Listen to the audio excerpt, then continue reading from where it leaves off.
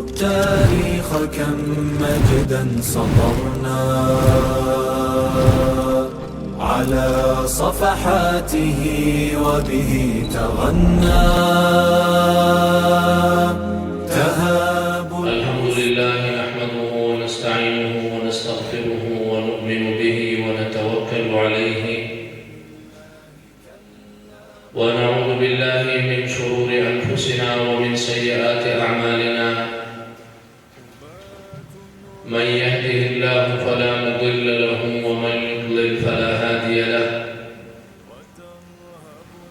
ونشهد أن لا إله إلا الله وحده لا شريك له،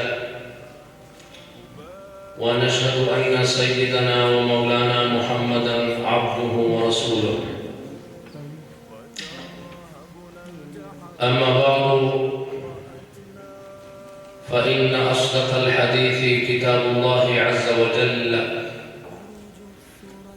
وأحسن الهدي هدي محمد صلى الله عليه وسلم،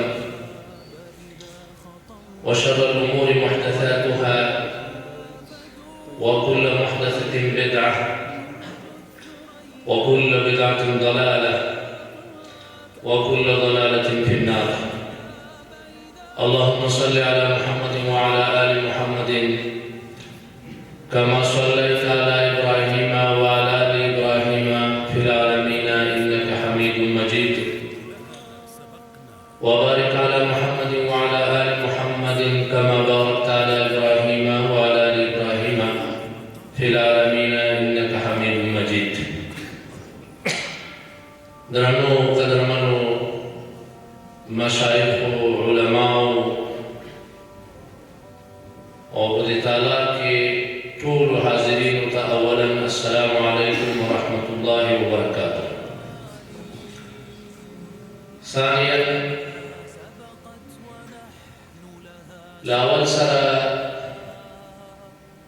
بدل جواب سرپوی الحمدلله دا دلته څومره حاضرین دي ټول موږ نه ډېر راټول ماني دا ته وینا کول یا غږېدل دا به صرف د مذاکرې حیثیت لري او علماو ته ښودنې علماو ته زده کولو مسله به نه وي. قدرمنو حاضرینو، ما تاسې کومه موضوع راکړل شوې ده په ټولنه کې د دیني او عصري علماو د شتون اهمیت. نو غواړم په دې موضوع باندې یو څو لنډې خبرې ولرم. ورونو، د علماو شتون په ټولنه کې دا هغه څه دي چې الله تعالی د دنیا رنګول او ودانول پرې تړلي. که په جامعه کې د دین علما موجود وي، تر هغه وخته به د دنیا قایمه وي، ړنګېدلی نه شي.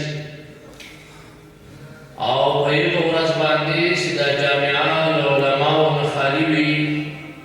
بیا به د دې جامعې د دې دنیا د زوال او د ړنګېدلو ورځ وي. ابو داود کی حدیث تا، کتاب العلم کی اولنی حدیث تا، دیگه یو برخه زه درته وایم. یو برخه داسې راځي: وَإِنَّ الْعَالِمَ لَيَسْتَغْفِرُ لَهُ مَنْ فِي السَّمَاوَاتِ وَالْأَرْضِ حَتَّى الْحِيتَانُ فِي جَوْفِ الْمَاءِ. عالم دپاره پاسمان او مځکه کې د الله مخلوق استغفار او بخښنې غواړي، تر دې پورې چې مایان د بحر په منځ کې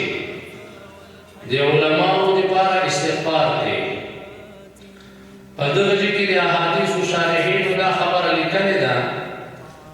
چې مایان په بحر کې د علماو دپاره استغفار ولې کوي؟ وایي الله تعالی مایان په دې باندې پوه کړي دي، دا الهام ورته کړی او دا پوهه ورسره پیدا کړې چې په کومه ورځ باندې چې په دنیا کې علما ختمېږي دا دنیا په یوه ورځ ورانېږي د قیامت قیام د علماو تر ختمېدو پورې تړلی چې نیک عمل او د دین د خدمت والا علما موجود دي قیامت به نه قایمېږي مایانو سره د خپلې بقا باندې په دې باندې پوهېږي چې که علما موجود وي په ځمکه باندې دا ځمکه به الله نه خرابوي او په کومه ورځ چې علما نه وي او ختم وي نور به قیامت قایمېږي د الله یاد به ختمېږي د الله ذکر به ختمېږي اسلام به ختمېږي نو مایان په دې پوهېږي چې بیا دنیا ړنګېدو کې د موږ هم ختمېدل نو ما ځکه خبره دا وکړه چې تر دغه نه غټ اهمیت په جامعه کې به د عالم څه وي چې د جامعې بقا او ړنګېدل د عالم تر شتونه پورې تړلي که د دین عالم ورکې موجود وو او نیک عمل عالم ورکې موجود وو دا جامعه بقا پیدا کوي او په کومه ورځ چې د عالم ختمېدل وو په یوه ورځ باندې د جامعې ړنګېدل وبه تغنى تهاب الأسد وطأتنا لأننا لغير